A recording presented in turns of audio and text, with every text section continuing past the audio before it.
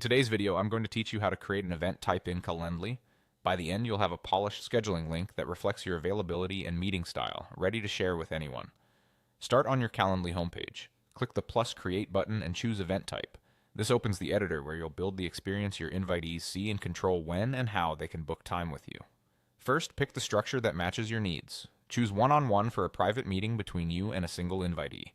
Go with group when you're hosting multiple attendees at the same time, like a webinar or class. Select collective if more than one host needs to attend the same meeting with one invitee, which is great for joint interviews or client calls.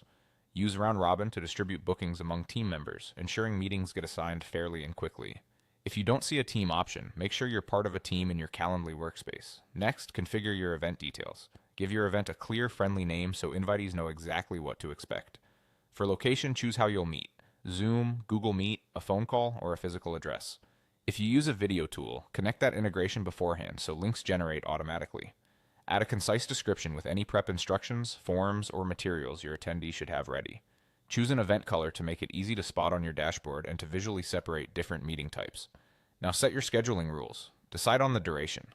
15, 30, or 60 minutes are common choices. Set a date range to control how far into the future people can book, which helps avoid surprise bookings months out.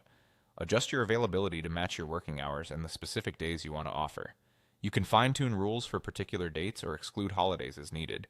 Add buffers before and after the event to protect your time, avoid back-to-back calls, and account for travel or note-taking.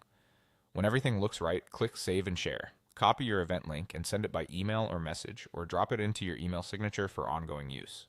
It's a good idea to open the link in a private window and walk through the booking flow once, just to confirm the timing, location, and description appear exactly as you expect.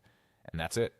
You've created a professional, easy-to-book event type in Calendly that saves you time and reduces scheduling back and forth. Thanks for watching and happy scheduling.